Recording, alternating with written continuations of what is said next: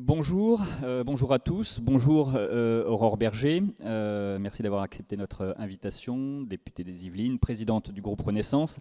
Quelques mots avant de commencer pour vous rappeler que notre rencontre est diffusée sur le portail vidéo internet de l'Assemblée et qu'un live tweet est assuré par notre ami Stanislas Noyer. On va évidemment beaucoup parler, pas seulement, mais de la réforme des retraites, sans surprise. Je vous demanderai d'ailleurs, si vous le voulez bien, de commencer par les questions retraites quand on passera le micro à la salle, qu'on organise un petit peu cette conférence de presse. Et on va commencer d'ailleurs avec une première question sur le sujet de Chantal Didier. Oui, bonjour Madame la Présidente. La mobilisation de demain est annoncée forte, mais le Président de la République, lui, semble plutôt optimiste sur la durée, en pensant que les Français font preuve de responsabilité. Est-ce que vous partagez son demi-optimisme, disons ? Bonjour à toutes et à tous et meilleurs vœux pour ceux que je n'ai pas croisés. Vous m'entendez ? Le micro fonctionne pas ? Allô ? Ah, en effet, c'est mieux. Donc, bonjour à toutes et à tous et meilleurs vœux pour ceux que je n'avais pas encore croisés. Non, sur le sujet de la question de la mobilisation, je pense qu'en fait, c'est différent sur la mobilisation et sur la question de l'opinion publique. C'est-à-dire qu'on peut avoir une très forte mobilisation et une opinion publique qui progressivement accepte l'idée de la réforme. Et à l'inverse aussi, une mobilisation plus faible qu'attendue et dans le même temps, une opinion publique qui continue à dire qu'elle ne souhaite pas la réforme. Donc je pense qu'il faut arriver à dissocier les deux sujets. Nous, ce qu'on a ressenti jusqu'ici, j'allais dire de manière empirique, dans les différents territoires qui sont les nôtres, tous les retours qu'on a pu avoir, puisque ce week-end, la plupart des députés du groupe étaient sur des cérémonies de vœux, étaient en tractage, étaient en vérité à la rencontre des Français, c'est qu'aujourd'hui, ça n'est pas le premier sujet sur lequel ils sont questionnés. Ils sont questionnés sur d'autres sujets qui touchent immédiatement leur vie quotidienne, sur les questions d'accès aux soins. Ça, c'est vraiment le premier point sur lequel on est interrogé. C'est par hasard d'ailleurs si j'ai inscrit une proposition de loi sur ce sujet qu'on débattra demain dans notre hémicycle, qui est porté par Stéphanie Rist, sur les enjeux évidemment d'énergie, de pouvoir d'achat, et sur plutôt les conséquences qu'ils envisagent de la mobilisation. C'est-à-dire qu'assez spontanément, on nous parle des blocages, comment on fait pour déposer ses enfants à l'école, qui va les prendre en charge, quand on est notamment en Île-de-France, comment on fait pour avoir accès au transport. Donc à ce stade, c'est vrai que c'est plutôt les retours que nous avons. Moi, je pense qu'on aura une mobilisation qui sera importante demain, parce qu'on sait que cette réforme, et il faut le faire avec beaucoup d'humilité, demande de facto des efforts à des millions de Français. Quand on engage la réforme des retraites, ça veut dire qu'on dit concrètement à des millions de Français que oui, on leur demande de pouvoir travailler plus. La question, c'est pourquoi on leur demande ? Est-ce que c'est justifié ? Et est-ce qu'il y avait d'autres alternatives ? En vérité, c'est ça la question qu'on doit se poser. Et nous, sur ces questions-là, on répond que c'est une nécessité au regard du financement de notre régime de retraite, que cela va permettre non seulement l'équilibre de notre régime, mais aussi le financement des droits nouveaux. On a beaucoup parlé, parce que c'était une demande très forte au sein du groupe Renaissance, de la retraite minimale à 85% du SMIC, pour qu'elle soit accessible non pas juste aux futurs retraités, mais bien aussi aux retraités actuels. Il faut le financer. Donc c'est aussi grâce à ce que cette réforme va rapporter qu'on peut financer des droits sociaux nouveaux. Et après, oui, il y a différentes options politiques sur le financement évidemment de nos retraites. Nous, la réponse qui est la nôtre, c'est celle du travail. Et après, ça c'est un vrai débat qui mérite d'exister et que j'espère qu'on aura le droit de l'avoir à l'Assemblée si elle n'est pas transformée en ZAD par quelques-uns. Oui, enfin, le vrai débat, vous avez fait en sorte quand même dans le choix du véhicule législatif qu'il n'y ait pas trop de débat. Hein. On va avoir un débat parce qu'on a quand même une semaine de débat en commission. On va avoir 15 jours de débat en séance publique, en première lecture du PLFSS rectificatif. Quand on compare à d'autres projets de réforme des retraites, on n'est pas très éloigné du volume de temps de discussion. Et si on est très honnête, c'est pas comme si tout cela était un sujet nouveau, comme si ça n'avait pas déjà été souvent et régulièrement débattu. Donc je crois qu'on aura le temps. La question, c'est quelle va être la qualité du débat parlementaire. Si vous avez une obstruction massive telle qu'elle est envisagée, prévue notamment par la France Insoumise, qui nous ont dit de manière préventive qu'ils allaient déposer 1000 amendements par député, ça veut dire que de facto, on le sait, il n'y a pas de débat parlementaire qui est possible, il n'y a pas de discussion parlementaire sur le fond. Or, les sujets qui intéressent les Français, c'est concrètement, qu'est-ce qui va changer pour moi ? C'est ça les questions qui nous sont posées en fonction de la pénibilité de leur métier, en fonction du moment auquel ils ont commencé à travailler, en fonction de leur vie familiale, si parfois ils ont dû s'arrêter parce qu'ils ont dû faire face à des aléas de la vie, être aidants familiaux, parce qu'ils ont eu des enfants, etc. Donc ces sujets-là méritent d'exister dans un débat parlementaire. Question de Gérard.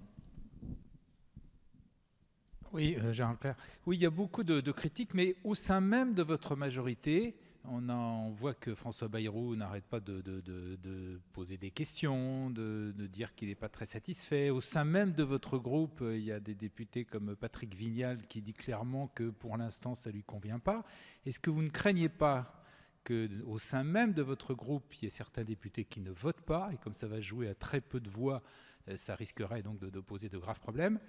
Et j'attire votre attention sur un point précis, une critique précise qui revient, c'est celle de l'injustice sur ceux qui devront continuer à faire 44 ans parce qu'ils ne sont pas concernés par les mesures d'âge. En clair, ceux qui ont commencé à travailler à 20 ans, même et souvent dans les travaux les plus pénibles, ils vont devoir aller travailler 44 ans au lieu de 43 pour les autres. Je vais d'abord peut-être répondre, si vous voulez bien, à cette deuxième question, parce que c'est probablement l'une des questions qui revient le plus, et c'est naturel. Encore une fois, on part d'un principe qui est qu'en effet, on va devoir travailler plus. On a malgré tout dans cette réforme, sans même compter les critères de pénibilité, parce que là, ce sera vraiment de facto au cas par cas, 4 Français sur 10 qui partiront avant 64 ans. Donc on voit bien qu'il y a un certain nombre de Français qui finalement sont moins impactés ou différemment évidemment par la réforme, et c'est normal, justement parce qu'on a une attention particulière vis-à-vis de ceux qui ont commencé à travailler tôt. Donc ceux qui ont commencé avant 16 ans, ce sera 58 ans, avant 18 ans, ce sera 60 ans, avant 20 ans, ce sera 62 ans. Et après, notre régime, il fonctionne sur 2 piliers. Il y a un pilier qui est l'âge légal de départ à la retraite et un deuxième pilier qui est la durée de cotisation. Si on faisait que l'âge légal de départ, ce serait en vérité très injuste, notamment pour les femmes, parce que ce serait le premier public qui serait pénalisé si c'était uniquement le seul critère retenu. Et donc, on a un deuxième critère qui est la durée de cotisation. Et c'est en alliant ces 2 critères qu'on arrive à être le plus juste par rapport aux différentes carrières des Français et qu'on arrive aussi à l'équilibre. Parce que c'est aussi cet enjeu-là. C'est-à-dire que la combinaison des 2 critères, c'est 18 milliards d'euros qui vont permettre de revenir à chaque euro, vous le savez, qui reviendra uniquement aux retraites et ne financera rien d'autre. Et ça, je pense que c'est très important, évidemment, de le rappeler. Si on ne faisait que l'âge légal sans faire ce qu'on appelle l'accélération du dispositif Touraine, ce serait 5 milliards d'euros. Donc ça veut dire qu'on ne saurait pas financer. Donc à la fois sur des enjeux de justice sociale par rapport à ceux qui ont commencé à travailler tôt, par rapport aux carrières hachées, et aussi en termes de financement, c'est l'alliage des 2 critères qui fonctionne. Donc oui, ça veut dire en effet que certains devront aller jusqu'à 44 annuités de cotisation parce qu'on leur demande en effet de pouvoir continuer à travailler et à travailler plus, puisque c'est en effet l'objet même de la réforme que de travailler plus. Sur ensuite la majorité, je travaille au quotidien avec Jean-Paul Mattei, qui a eu l'occasion de dire, et très clairement, pour le groupe MoDem, que le groupe MoDem, évidemment, et il le dirait mieux que moi, était en soutien de cette réforme. Et donc nos 3 groupes seront en soutien de cette réforme. Moi, j'entends qu'il y a encore des questions qui se posent, parce qu'il faut qu'on continue à travailler sur les dispositifs de carrière longue, sur le fait d'affiner les critères, notamment de pénibilité, sur les demandes que nous avons formulées, sur les aidants familiaux. Donc on a encore un certain nombre de points sur lesquels on peut avancer. Mais je le dis très clairement, il n'y a pas une voix dans le groupe Renaissance qui manquera au moment du vote sur la réforme des retraites. Parce qu'il n'y a pas un député Renaissance qui ne s'est pas engagé dans sa propre campagne législative sur ces sujets-là. Et je pense que c'était évidemment essentiel qu'on soit très clair dans nos campagnes. On n'a pas menti aux Français, parce que c'est un sujet qui est trop important pour le faire. Et donc, on a clairement dit les choses, évidemment. Donc, il n'y aura pas, j'en suis la garante, une voix du groupe Renaissance qui manquera au moment du vote de la réforme. Est-ce qu'il y aura un vote ? Ça, c'est pas vraiment une question pour moi, en vérité. C'est une question notamment pour les oppositions qui pourraient vouloir déposer, encore une fois, des milliers, voire des dizaines de milliers d'amendements. Vous savez, comme moi, qu'on est tenu par un délai légal, un délai constitutionnel même, d'examen, encore une fois, du PLFSS rectificatif. Donc, si en effet, on n'a pas la possibilité d'aller au bout de l'examen, parce que, encore une fois, on nous empêche de le faire, alors ça veut dire qu'il n'y a pas la possibilité de vote. On ne vote pas partiellement sur un bout de texte qu'on aurait examiné. On vote sur un texte ou on ne vote pas. Et dans ces cas-là, vous savez que c'est le texte initial présenté par le gouvernement plus les amendements qui auraient été adoptés avec avis favorable du gouvernement qui seraient envoyés au Sénat. Moi, j'espère qu'il y aura un vote. À minima du minima, il y aura un vote final. Parce qu'on vote sur les conclusions de la commission mixte paritaire. Donc dans tous les cas, cette réforme des retraites, elle sera à la fin sanctionnée par un vote. Vous garantir qu'en première lecture, il y en ait un, ce n'est pas une question pour moi. Brigitte et puis Perrine.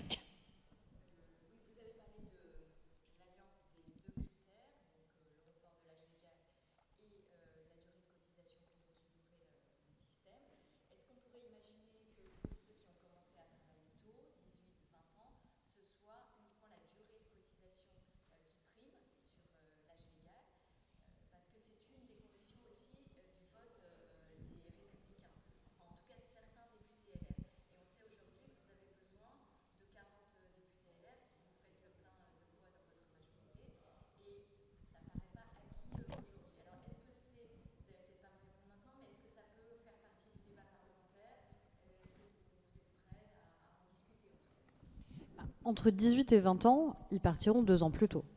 Entre 18 et 20 ans, ils partiront déjà à 62 ans et non pas à 64 ans. Donc il y a déjà quand même cette mesure qui a été prise et qui est nécessaire, encore une fois, au regard de leur carrière.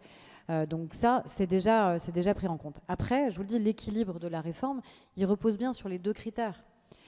Et en plus, c'est sans compter qu'on a finalement autant de retraites différentes que de Français.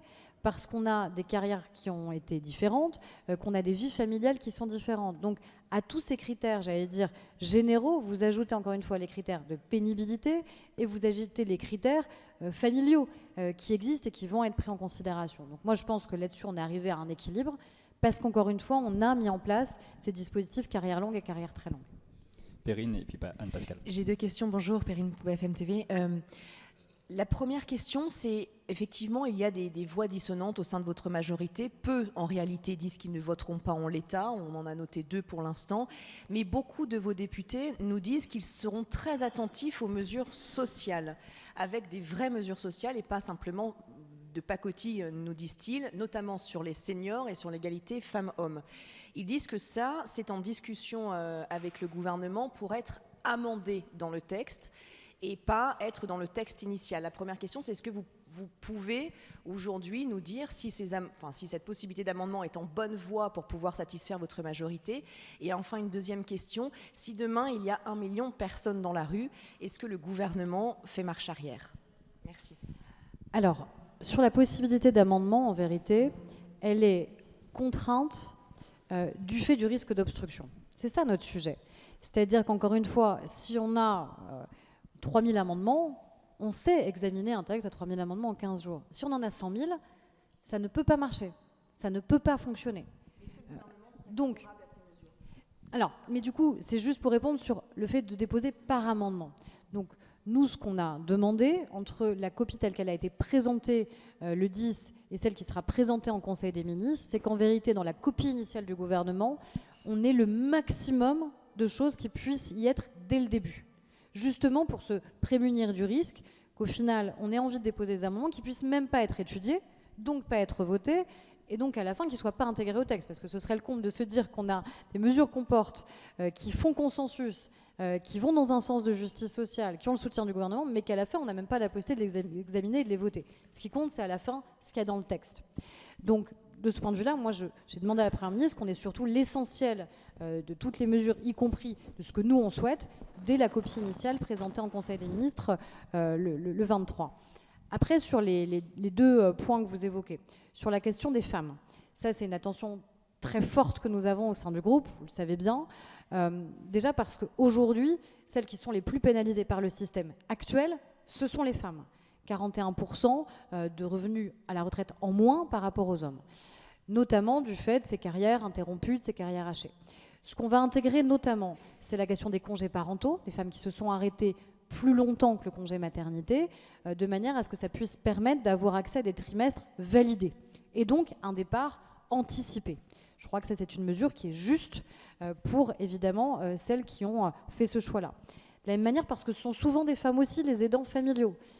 Et parce qu'en vérité, si on est aidant familiaux, c'est aussi parce que la société n'a pas su répondre aux besoins qui étaient les vôtres. Parce que quand vous êtes contraint de vous arrêter parce que vous avez un enfant en situation de handicap ou parce que vous avez un parent qui est en perte d'autonomie, c'est souvent parce que vous n'avez pas trouvé de réponse adaptée dans la société. Donc le corollaire de ça doit être évidemment la prise en compte de cette donnée dans l'accès au droit à la retraite. Donc on est encore en train de discuter. L'idée, c'est d'aller au moins jusqu'à 5 trimestres, pareil, qui seraient validés pour, à nouveau, pouvoir avoir un départ anticipé. Et de facto, les aidants familiaux, ce sont d'abord des femmes qui sont concernées dans notre pays.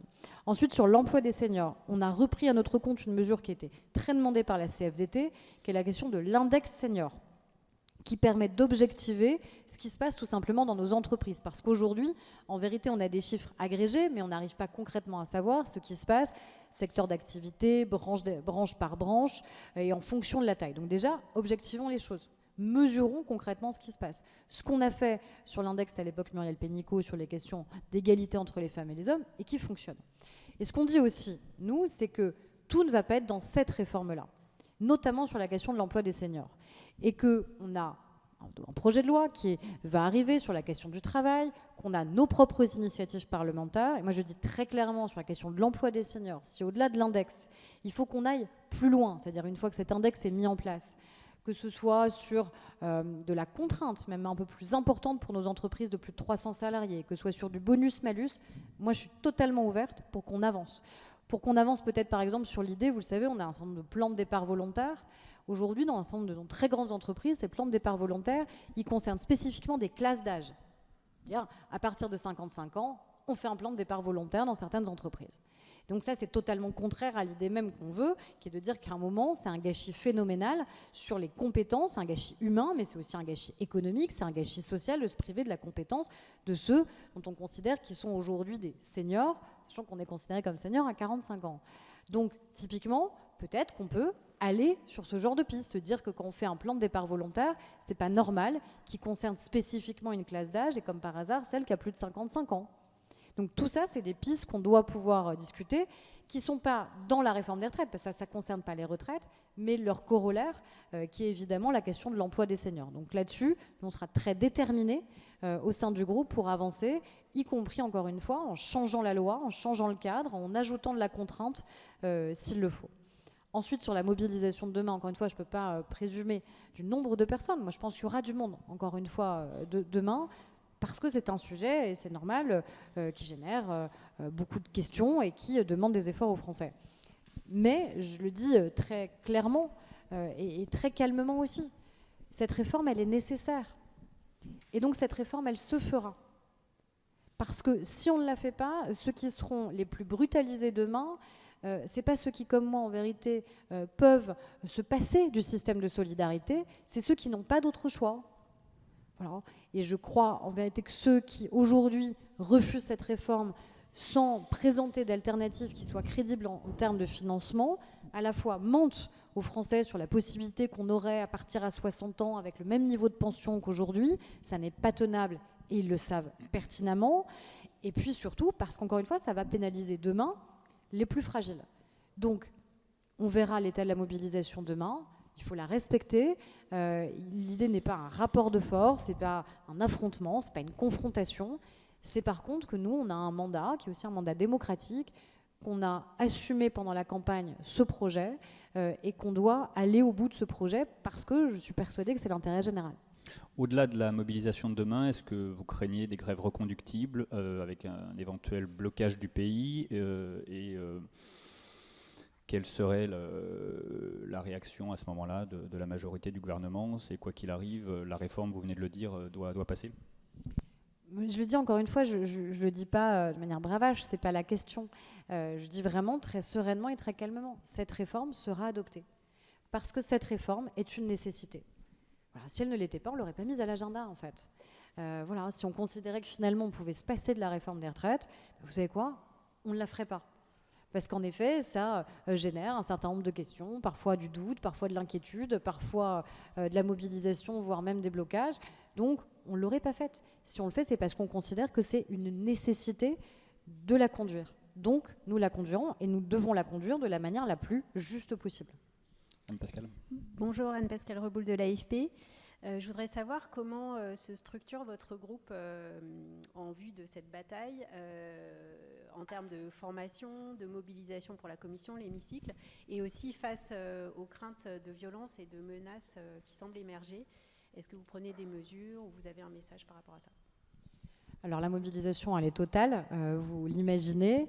Évidemment de Stéphanie Ries, puisque en tant que rapporteure générale du PLFSS, c'est elle qui de facto sera rapporteure de ce nouveau PLFSS rectificatif.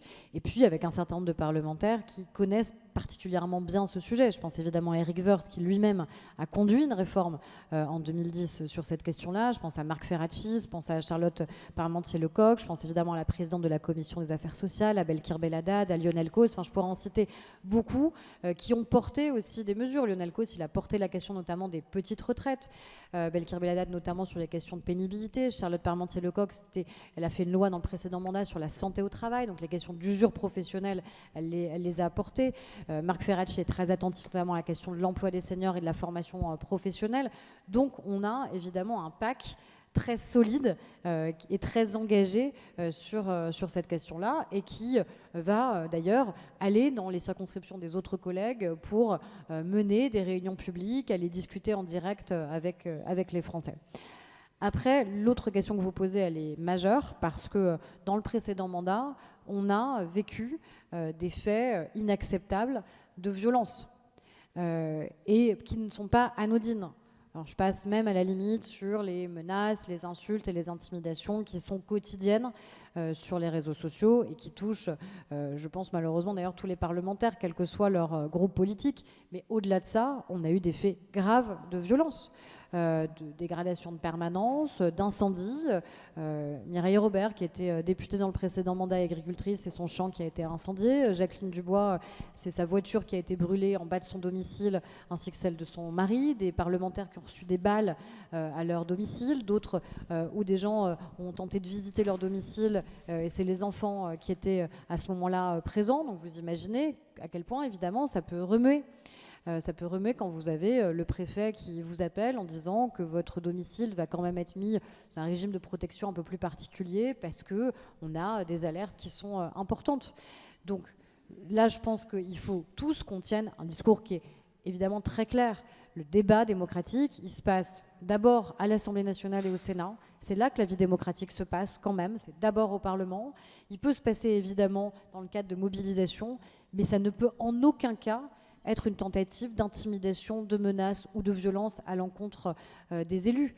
Et je le dis aussi parce que c'est la CGT Mines et Énergie qui a volontairement pointé du doigt les parlementaires en disant qu'ils allaient les chercher là où ils sont, etc. Faire des coupures ciblées, c'est inacceptable. Et je pense et j'espère qu'ils sont très minoritaires en vérité sur cette ligne-là. Je pense que nos agents qui ont été mobilisés encore pendant cet hiver, eux, n'ont pas envie d'aller faire des coupures ciblées chez des parlementaires qui pourraient, pour certains, se retrouver dans des situations dramatiques en fonction de leur vie familiale. Donc la question, elle n'est pas là. Et ça ne marchera pas. Parce que l'objectif de tout ça, c'est de créer un climat qui fasse qu'à la fin, les députés ne soient plus libres dans leur mandat et dans l'exercice de leur mandat. C'est qu'à la fin, on ait peur d'appuyer sur un bouton de vote, c'est qu'on ait peur de lever la main pour dire si on est pour ou si on est contre, parce qu'on se dit qu'il y a des moyens de rétorsion qui vont jusqu'à de la violence si jamais on ne vote pas comme certains nous demandent de voter. Donc ça ne marchera pas. L'intimidation, la menace ne marcheront pas. Et pour en avoir échangé directement et avec le ministre de l'Intérieur, le garde des Sceaux, la Première ministre, il y a des mesures très claires qui ont été demandées et au parquet et évidemment à nos forces de l'ordre, gendarmerie, police, pour s'assurer de la sécurité des élus, quel que soit évidemment d'ailleurs leur bord politique. Oui, la réforme des retraites est la mère des réformes. Ça a été dit. Simplement, il y a quand même des dissensions. Vous avez qualifié de pudeur de gazelle les réserves de Barbara Pompili, par exemple, ce qui touche quand même sur l'âge, puisqu'elle a dit que c'était injuste l'âge de 64 ans. Est-ce qu'il y aura éventuellement, en cas de vote négatif ou d'abstention, des sanctions prévu dans votre groupe Renaissance, puisqu'il s'agit effectivement d'une réforme essentielle défendue par le président lui-même. Mais c'est une réforme non seulement défendue par le président lui-même, mais qu'on a défendue et portée pendant nos campagnes législatives. Donc c'est pour ça que je dis très clairement, en tant que présidente de groupe Renaissance, moi je serai la garante du fait que cette réforme soit juste, que les améliorations qui doivent encore pouvoir être portées le soient, mais qu'à la fin, pas une voix ne manque sur ce projet qui est absolument essentiel pour les Français et essentiel pour la majorité. En termes de décompte, Et je vous dis, aucune voix ne manquera. En termes de décompte, on sait que l'adoption du texte à l'Assemblée nationale 149.3 passe notamment par le vote essentiellement des Républicains. Dans le décompte au sein du groupe LR, où est-ce que vous en êtes? Est-ce que vous êtes assez confiante sur le fait qu'au bout du compte, vous aurez le nombre de votes pour ou d'abstentions nécessaires pour que la réforme passe, que ce soit en première lecture ou à l'issue de la commission mixte paritaire si elle devait être conclusive? Certains disent d'ailleurs que le temps que les choses se calent, le fait qu'il n'y ait pas forcément de vote en première lecture pourrait arranger le gouvernement. Alors, je ne suis pas allée jusque-là. C'est pas à moi de faire le décompte, en vérité. Il y a eu, je crois, une position collective qui a été prise et par le président du parti et par le président de groupe pour dire que, en vérité, ils avaient eux-mêmes appelé de leur vœu, et depuis plus de 10 ans, à une réforme des retraites dont l'un des piliers était le report de l'âge légal.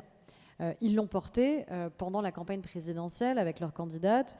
C'était à l'époque 65 ans. J'entends que certains députés LR ont eux aussi des pudeurs de gazelle, pour reprendre l'expression. Mais enfin, on peut quand même souligner parfois l'incohérence de certains. C'est-à-dire que Aurélien Pradier, qui aujourd'hui dit qu'il faudrait 43 ans de cotisation pour tous, il y a quelques semaines demandait que ce soit 45 ans pour tous.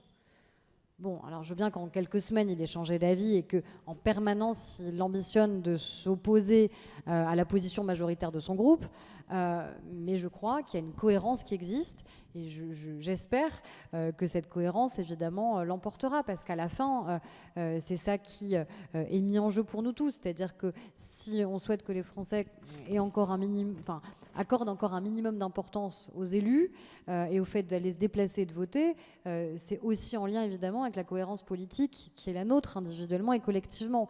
Et à partir du moment où vous avez vous-même appelé de vos voeux pendant plus de 10 ans cette réforme, la logique, c'est qu'au moment où elle se présente, vous puissiez être en soutien.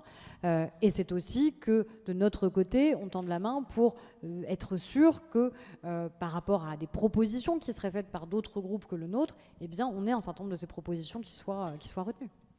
Brigitte. Oui, sur les retraites minimum, on avait évoqué le chiffre de 1 200 € et c'est vrai que dans l'atmosphère, tout le monde avait plus ou moins compris que c'était 1 200 € net. Or, quand on fait le calcul, brut ou net, on n'arrive pas à ce chiffre de 1 200 €. Est-ce que vous pourriez, dans le débat parlementaire, ramener ce chiffre à 1 200 € net ou pas? Et une autre question, est-ce qu'il y aura 2 projets de loi présentés en Conseil des ministres le 23 janvier, notamment l'index des seniors dont vous avez parlé tout à l'heure? Je crois que ça ne peut pas figurer dans le projet de loi de financement rectificatif de la sécurité sociale. Donc, est-ce qu'il y en aura 2? Est-ce que ce sera dès lundi prochain? Alors, sur le sujet, moi, je pense qu'il faut rester sur 85% du SMIC parce qu'en vérité, c'est mieux disant. Concrètement, ça veut dire quoi? Ça veut dire, si la réforme est adoptée, que tous les retraités actuels verront, pour ceux qui ont tout leur trimestre, qui sont à la retraite minimale, une revalorisation conséquente à 85% du SMIC. Donc, ce qui ferait en effet à peu près à 1 170 € aujourd'hui. Mais ça veut dire aussi que si vous mettez dans la loi 85% du SMIC, pour tous les futurs retraités, au moment où ils auront à liquider leur droit à la retraite, eh bien ce sera 85% au niveau du SMIC où il sera à ce moment-là. Donc ça veut dire que si aujourd'hui c'est environ 1170, a priori le SMIC va continuer à progresser, à augmenter. Si vous figez dans la loi 1200, ben en vérité ça veut dire que pour ceux qui partiront dans 1 an, dans 2 ans, dans 10 ans, si cette réforme perdure, eh bien, il serait en deçà des 85%. J'espère que j'ai été claire, mais je pense qu'il faut que ça reste pour toutes celles et ceux qui progressivement vont pouvoir bénéficier de leur retraite et donc être à cette retraite minimale. Il vaut mieux écrire que c'est 85% du SMIC parce qu'en fait, ça permettra de continuer à voir le niveau de retraite minimale augmenter plutôt que de le figer à 1200. Pardon, et sur les 2 projets de loi, je sais que c'est encore en examen parce que justement il y a eu cette saisine, notamment au Conseil d'État. Donc ça va se décider là vraiment dans les toutes prochaines heures. En vérité, qu'il y en ait un ou deux, ça ne change pas la donne à mon avis. La question, c'est de toute façon la cohérence de la réforme. L'essentiel, on le sait, il y avait cette question qui s'était posée notamment sur la question des régimes spéciaux, peut être embarquée dans un projet de financement rectificatif. Pour que ce soit dans le PLFSS rectificatif, il faut que ça ait des conséquences directes budgétaires sur l'année en cours. Donc à partir du moment, par exemple, sur les régimes spéciaux, où vous fermez progressivement en flux les régimes spéciaux, ça a des conséquences dès l'année en cours. Donc ça, par exemple, c'est un point évidemment important de justice et ce sera bien évidemment dans le texte. Bonjour, quelles sont les avancées, pardon pour ma voix, quelles sont les avancées sur la pénibilité ? Alors, sur la pénibilité, c'est toujours la question en effet des critères qui sont retenus ou pas. On a eu ce débat, vous vous en souvenez bien, dans le précédent mandat, puisqu'on a corrigé, revu un certain nombre de ces critères dont on sait qu'en fait, ils n'étaient pas opérationnels, ils n'étaient pas efficaces, ça ne marchait pas concrètement. Donc, moi j'entends ceux qui me disent il faut en permanence, il faut ajouter des critères. Mais si à la fin, ça ne bénéficie pas aux Français parce qu'on ne sait pas les évaluer, parce qu'on ne sait pas les mettre en place, ben je pense que c'est surtout inefficace. Donc l'idée, c'est pas de se faire plaisir en ajoutant des critères, en se disant parce que de bon sens, on se dit que sur tel ou tel sujet, ça paraît évident, en fait, qu'on doit le déployer, qu'on doit le mettre en œuvre, on voit que ça ne fonctionne pas. Je pense que le système qu'on met en place, qui est de dire on garde les critères actuels qui sont dans la loi, mais en plus, avec les bilans de prévention qui vont être mis en place, avec la médecine du travail, on va faire en sorte d'évaluer l'état de santé des salariés et des Français pour que ce soit beaucoup plus fin, beaucoup plus juste, salarié par salarié, me paraît plus approprié. Parce qu'en vérité, vous pouvez être dans le même secteur d'activité, mais avec des métiers totalement différents, ou vous pouvez exercer le même métier, mais dans des entreprises qui ont mis en place des plans de prévention ou pas, et donc en n'ayant pas forcément la même pénibilité. Donc c'est ça qui doit pouvoir être pris en compte. Et puis surtout, notre enjeu, c'est quoi ? C'est qu'à terme, surtout, les métiers deviennent de moins en moins pénibles. C'est que des plans de prévention soient mis en place. C'est que la santé au travail puisse prévaloir. Et qu'en vérité, on n'ait pas des Français qui aient besoin de partir beaucoup plus tôt parce qu'ils arrivent à un âge où ils sont en inaptitude. Personne ne peut se satisfaire que des gens aient besoin de partir plus tôt parce qu'en fait, leur travail était à un tel niveau de pénibilité mais qu'ils ne sont plus en état, en vérité, au moment où ils peuvent accéder à leur retraite. Oui, Pierre Duquesne de Contexte. Première question sur quand vous avez annoncé que vous étiez prêt à légiférer sur l'emploi des seniors, par quel véhicule? Est-ce que ce serait dans le projet de loi Pôle emploi qui est transformé en France Travail, qui est annoncé par le gouvernement, ou est-ce que ce serait dans un autre véhicule? Ça, c'est ma première question. La deuxième question sur la mobilisation de vos troupes. Est-ce que comment vous allez les mobiliser? Est-ce qu'ils doivent rester pendant 3 semaines à l'Assemblée? Et du coup, il y a une question sous-jacente, c'est est-ce que, par exemple, sur la date du début de l'examen en commission, on sait qu'il y a des délais contraints, est-ce que vous êtes plutôt favorable à ce que les débats en commission commencent plus tôt, vers le 27, ou le 30, pour être sûr que tout le monde soit là et qu'en commission, où il y a moins de commissaires que de députés, vous êtes sûr d'avoir la majorité? Sur la question de l'emploi des seniors, c'est une discussion qu'on a pour être très transparente avec Olivier Dussopt, pour que justement dans le cadre du projet de loi qui présentera France Travail, pour voir si on peut dans ce projet de loi aussi évidemment ajouter des dispositions sur l'emploi des seniors. Sinon on a notre propre initiative parlementaire et je crois que vous pouvez constater cette semaine qu'on sait l'employer et je crois de manière utile et efficace et donc si ça peut être une proposition de loi on le fera. Voilà. Donc honnêtement c'est pas un sujet pour moi de savoir si c'est dans le projet de loi France Travail qui sera présenté par Olivier Dussopt ou si c'est une proposition de loi. Ce qui est certain c'est que je pense qu'on ne peut pas s'exonérer de corriger un certain nombre de dispositifs actuels qui pénalisent l'emploi des seniors. On ne peut pas faire la réforme des retraites et qu'il n'y ait pas en corollaire la question qui soit posée sur l'emploi des seniors, au-delà de l'index, qui est franchement déjà une vraie avancée et qui était demandée depuis des années par la CFDT. Ensuite, sur la mobilisation, je ne vais pas non plus acheter vous voyez, des sticks de colle pour que les députés restent vissés dans l'hémicycle. Ça ne se passe évidemment pas comme ça. On aura plusieurs jours en effet d'examen en commission et après on aura 2 semaines de mobilisation. Et je crois que les députés sont très conscients que va s'engager une bataille qui est extrêmement importante dans leur vie parlementaire, individuellement et collectivement, et qu'il faut qu'on montre l'image d'un hémicycle au travail, pleinement mobilisé, et qu'évidemment, en général, la mobilisation, elle incombe toujours plus à la majorité, et au sein de la majorité, au premier groupe de la majorité.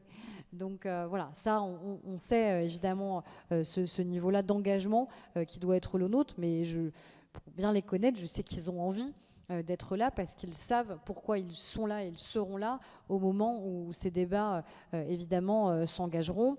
Sur la date de début d'examen en commission, ça doit être tranché là normalement cette semaine ou tout début de semaine prochaine, parce que se pose la question du volume des amendements qui seraient déposés et donc du temps entre la présentation au Conseil des ministres et le dépôt des amendements en commission.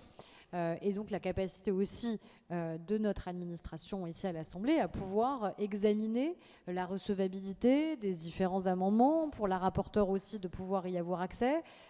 Encore une fois, c'est pas la même chose d'avoir 1000 amendements déposés en commission ou d'en avoir 100 000. Donc c'est aussi ça qu'on doit pouvoir regarder, sachant qu'en plus, vous le savez, on est dans le cadre d'un PLFSS rectificatif, donc ça veut dire que pour le débat en séance, vous repartez du texte initial. Donc, ça veut dire qu'au moment où il y a la présentation au Conseil des ministres, quelque part, vous pouvez déjà, évidemment, en tant que parlementaire, travailler sur vos amendements et pour la commission et pour la séance publique. Oui, François, sur les retraites encore ? Oui.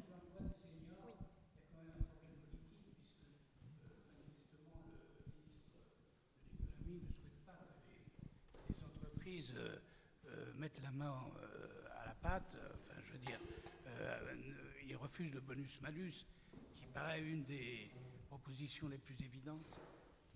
Écoutez, moi je vous dis qu'il n'y a pas de tabou en la matière, parce que je pense qu'on ne peut pas dire qu'on fait en effet cette réforme des retraites, mais qu'il n'y a pas une attention très claire, évidemment, sur l'emploi des seniors. Donc je pense que cette première étape d'index senior, parce que là on a l'impression que finalement on balaye ça d'un revers de la main, comme si c'était d'une facilité déconcertante de le créer.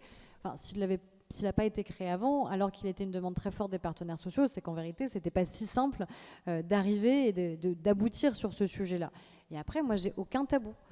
Si on voit qu'à un moment, on a cet index, mais que les résultats sont vraiment défavorables sur certains secteurs, sur certaines branches d'activité, eh bien, il faut évidemment que les entreprises s'y engagent. C'est aussi leur responsabilité, parce que c'est, le faible taux d'emploi des seniors dans notre pays, c'est un gâchis énorme, encore une fois, qui est un gâchis humain, qui est un gâchis social, qui est un gâchis économique, qui n'est pas en vérité l'intérêt de nos entreprises. Et d'ailleurs, souvent les plus petites de nos entreprises, elles sont les premières à accepter de recruter des gens qui ont ces compétences et dont on sait qu'elles vont rester justement jusqu'au bout de leur carrière professionnelle. Donc vous voyez, les positions, elles ne sont pas figées. Je vois l'UDP, je vois la CPME qui sont plutôt favorables aux mesures qu'on veut mettre en place sur la question de l'emploi des seniors. Je crois qu'on a fait un tour assez complet sur les retraites. Ouais. Oui, juste une petite question annexe. Justement, vous parlez de l'emploi des seniors qui est à part mais qui est nécessaire. Bon, est-ce qu'il faut aussi se pencher sur la médecine du travail, parce que vous dites la médecine du travail, mais vu l'état actuel de la médecine du travail, je pense que vos mesures tomberont à plat aussi. Vous êtes très optimiste.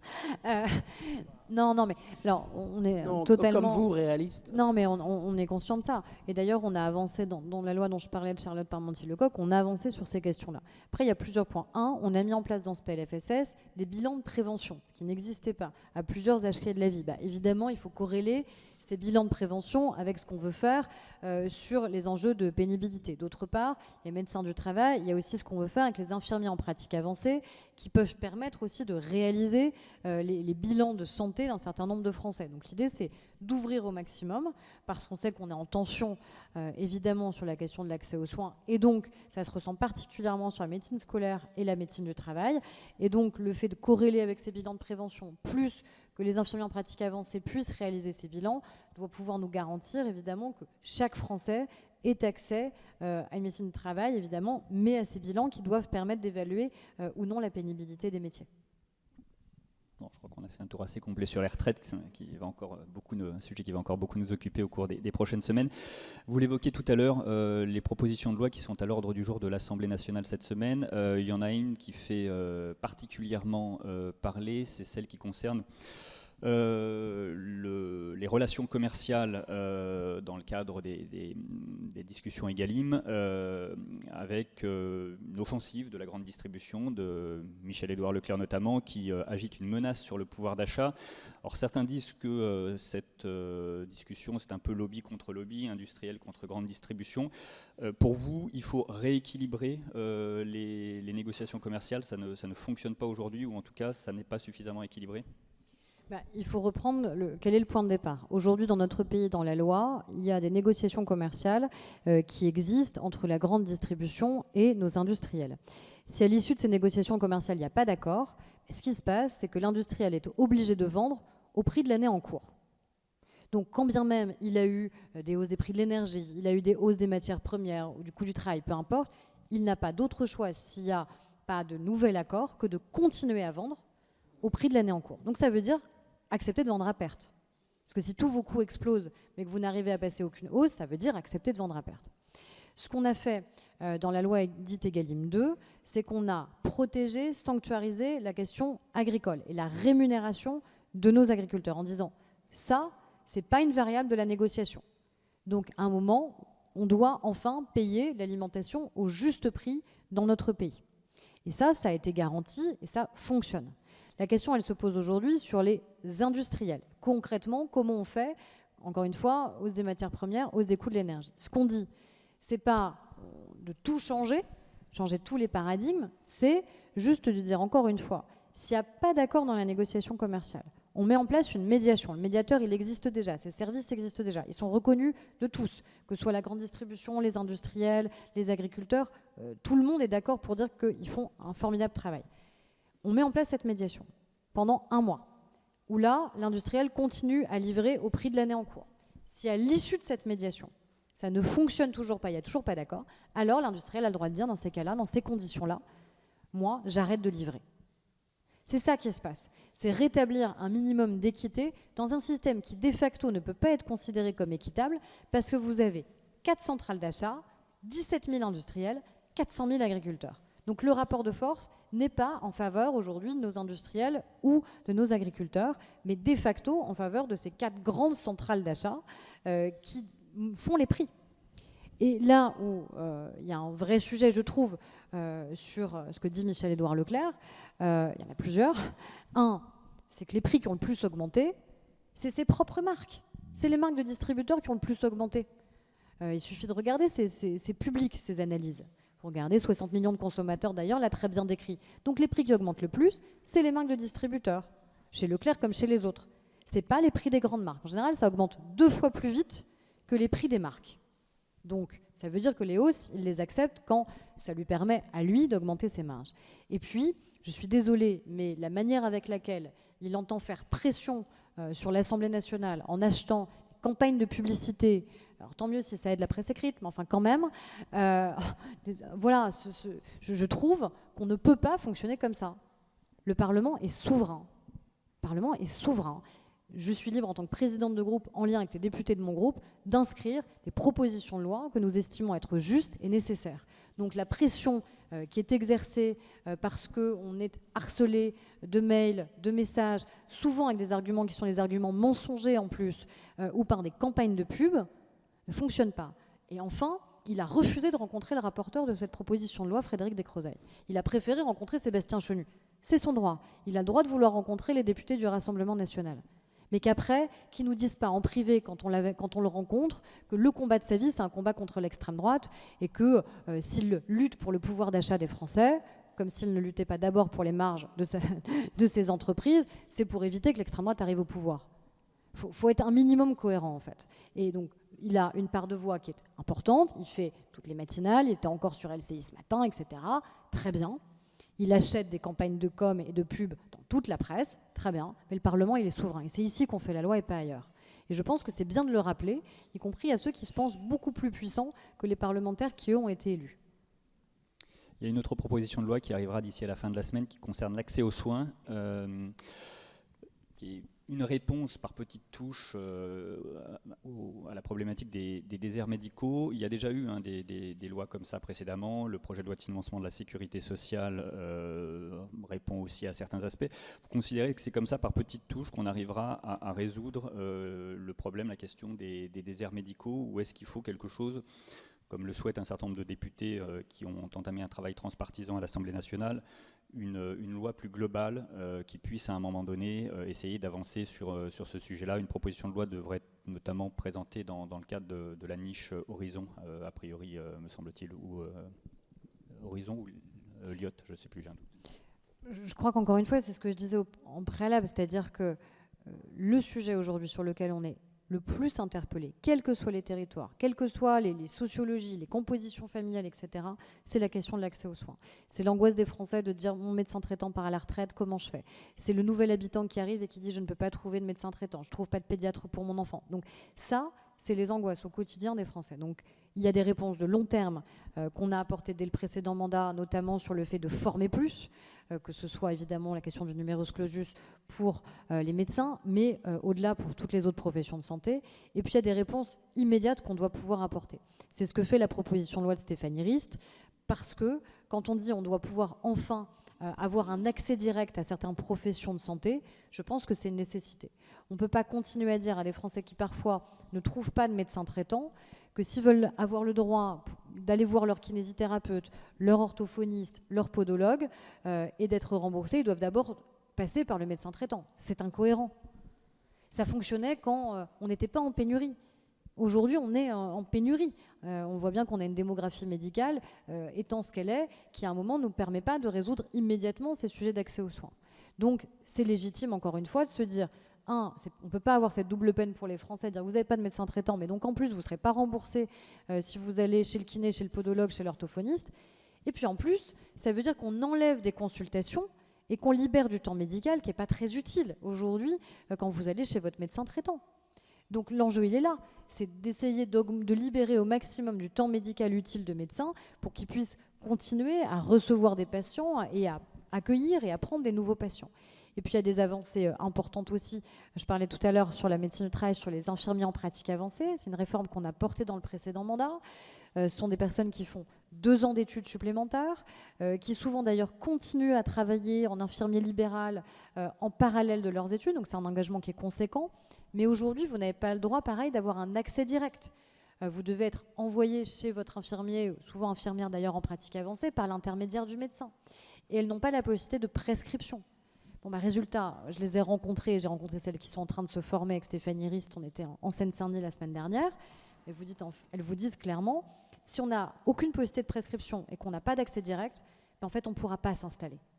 Or je pense qu'il n'y a pas un élu local, un maire qui ouvre pas ses bras pour accueillir demain des infirmiers en pratique avancée pour qu'ils puissent s'installer sur leur territoire. Donc tout ça, ça se fera, et on le redit, on pose des garde-fous évidemment, pour que ce soit dans le cadre d'un exercice coordonné avec le médecin. On n'est pas là pour mettre de côté le médecin. Ça se fait avec le médecin, mais je crois que c'est une nécessité évidemment absolue, encore une fois, qu'on change des règles qui avaient certainement du sens au moment où elles ont été adoptées, mais on n'a pas du tout aujourd'hui ni les mêmes patients, ni la même démographie médicale.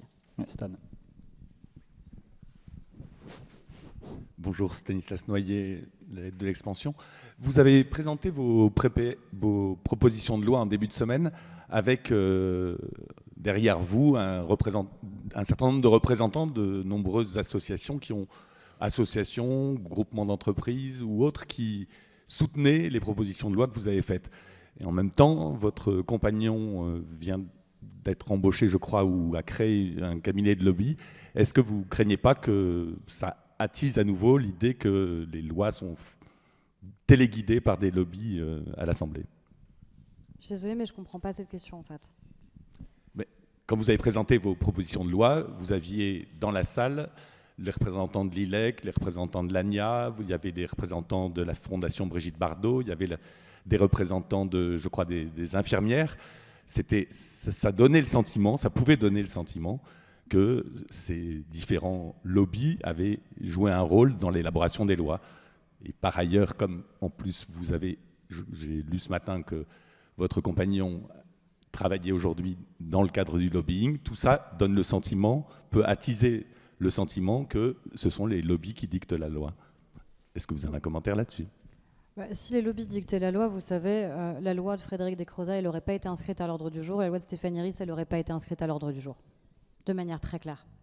Et allez interroger les parlementaires qui, pendant longtemps, ont fait en sorte que ce type de texte puisse être inscrit, et ils vous diront qu'a priori, la liberté qui est la nôtre, je crois qu'elle est parfaitement exercée. Après, moi, je pense qu'il faut être totalement transparent, et c'est ce que j'ai fait dans cette conférence de presse. Et en ayant des gens aussi divers, en effet, que le porte-parole de la Fondation Brigitte Bardot sur les questions de protection et de bien-être animal, parce qu'en effet, c'est eux qui ont porté cette idée, qui a été adoptée à l'unanimité, moins 5 voix RN, portée par Corinne Vignon, puisqu'elle était à l'initiative de cette proposition de loi. On avait en effet l'Association nationale des kinésithérapeutes, on avait en effet, là en l'occurrence, c'était des jeunes femmes qui se forment pour devenir médecins. Donc oui, moi je travaille avec les différentes parties prenantes qui tout simplement éclairent la décision du législateur, et je le fais en totale transparence. Et on avait en effet la présidente de la FNSEA, on avait les représentants de l'ANIA, de l'ILEC, de COP de France. Et oui, je trouve que c'est plutôt sain en fait de travailler avec ceux qui connaissent les sujets. J'ai du mal à travailler sur la question de la formation des infirmiers en pratique avancée sans les consulter, les auditionner. Donc c'est ce qu'a fait Stéphanie Ries. Donc voilà, moi je pense qu'à un moment, il y a des règles qui sont les nôtres. On est très contrôlé, c'est normal. Moi je me plie et je remplis évidemment toutes les exigences qui sont celles de la HATVP. Je remplis évidemment toutes les exigences qui sont celles du déontologue de l'Assemblée nationale. Donc moi j'ai aucun sujet sur ces questions-là. Quant à mon compagnon, je crois et j'espère qu'il a quand même encore le droit de travailler. Non, mais parce qu'à un moment, ça peut être ça aussi la question. C'est-à-dire qu'en fait, si parce que je suis présidente de groupe, on considère que par avance, il a le droit d'exercer aucun métier parce que potentiellement, peut-être un jour, ça rentrerait en contradiction, outre le fait que je ne pense pas être tout à fait, avoir un tempérament, être sous influence, et qu'on peut peut-être considérer que les femmes aujourd'hui ne sont pas sous l'influence permanente de leurs compagnons, je crois qu'il a aussi le droit de travailler. Brigitte ?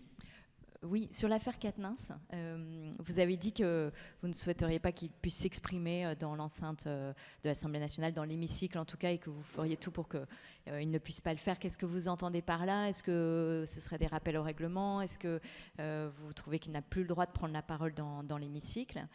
Et ensuite, vous avez déposé une proposition de loi pour rendre inéligibles les personnes condamnées pour violence conjugale. Est-ce que vous avez une date pour le dépôt de cette proposition de loi ? Moi, ce que j'ai dit, c'est que je pense qu'il n'y a pas... que les Français sont choqués de voir que le retour d'Adrien Quatennens se passe comme si de rien n'était. Qu'il puisse revenir en commission des affaires étrangères, puisque du coup il a changé de commission, puisque pendant 4 mois il est non pas exclu mais suspendu de son groupe, donc il a changé de commission, qu'il ait pu lui-même considérer que tout cela était normal, que son groupe puisse considérer qu'après 4 mois, pour reprendre l'expression de Jean-Luc Mélenchon, il va regagner ses galons parce qu'il reste un ami très cher. Je pense que tout cela met à mal des années de combat sur la question des violences faites aux femmes. On ne peut pas être membre d'un parti politique qui lui-même a toujours voulu montrer énormément d'intransigeance sur cette question-là, parfois en anticipant même des décisions de justice qui n'avaient pas été rendues. Là, il y a une décision de justice. Et moi, je me suis toujours tenue à cette ligne-là, qui est que la seule vérité qui peut exister est une vérité judiciaire. Et que le combat de toutes les associations a été d'accompagner les femmes victimes vers le fait qu'elles osent porter plainte. Ce qui n'est jamais une décision simple ou facile pour une femme victime de violence. Là, une décision judiciaire a été prise. Il a été condamné pour des faits qui sont des faits constitutifs de violence conjugale. Donc j'estime en effet qu'il n'est pas digne aujourd'hui de pouvoir représenter les Français. Parce que quand vous êtes député de la nation, vous représentez tous les Français. Et donc, je considère qu'en effet... je suis désolée, je vous retourne la question, mais est-ce que vous ne trouveriez pas quand même complètement sidérant qu'en pleine réforme des retraites, Adrien Quatennens soit orateur de la France insoumise sur ce projet de loi ? Est-ce que c'est normal ? Est-ce que c'est légitime ? Est-ce que c'est logique ? Est-ce que c'est pas, encore une fois, une insulte pour les femmes qui se disent, en fait, c'est pas grave, même quand on est condamné, en fait, on a le droit à une parole publique, on a le droit à la médiatisation. Moi, ça m'interroge en tant que parlementaire, en tant que femme. Et donc, la réponse qu'on a apportée avec Sacha Houlié, président de la commission des lois, c'est d'abord une réponse qui est une réponse politique, parce que nous avions adopté dans le précédent mandat en 2017, c'était un des premiers projets de loi que nous avions discuté sur les questions justement d'exigence, de probité, sur le fait qu'on puisse créer cette peine complémentaire d'inéligibilité. Et donc, elle a été créée. Elle n'est évidemment pas automatique, tout cela est laissé à l'appréciation du juge, vous le savez bien, sauf que n'était pas appréhendé dans cette peine complémentaire des personnes qui auraient été condamnées, mais pour des ITT de moins de 8 jours. Désolée, mais je pense que quelqu'un qui a levé la main sur sa femme ou sur son enfant, en vérité, ne mérite pas de pouvoir rester éligible et représenter les Français. Et après, cette proposition, elle sera débattue, elle sera inscrite dès notre prochaine semaine de l'Assemblée nationale, donc qui est la première semaine du mois de mars. Et donc, on en débattra. Et moi, j'attends de voir quels peuvent être les arguments qui nous expliqueraient le contraire et qui nous expliqueraient que quelqu'un condamné pour des faits de violence peut légitimement rester éligible et que c'est l'image qu'on veut donner aux Français. Pierre, une toute dernière question. Hier, lors de ses vœux, Yael Braun-Pivet a fait part de sa volonté de reproduire de nouvelles propositions de loi transpartisanes comme celles qui vont être examinées cette semaine. De fait, ça va réduire la possibilité d'initiative parlementaire de la part de la majorité. Est-ce que vous êtes d'accord avec la présidente? Est-ce que c'est un accord? Est-ce que ça va être systématisé? Et à quel niveau? Est-ce que c'est vraiment un tiers des textes des semaines de l'Assemblée qui vont être consacrés à ce genre d'initiative parlementaire? Yael Braun-Pivet, elle constate avec nous la nouvelle configuration qui est celle de l'Assemblée, donc on ne peut pas faire comme si de rien n'était. Et donc évidemment, c'est légitime qu'on puisse essayer des choses qui sont nouvelles dans une Assemblée qui est aussi profondément nouvelle. La semaine de l'Assemblée nationale était traditionnellement, en effet, la semaine du groupe majoritaire, quand il était en majorité absolue.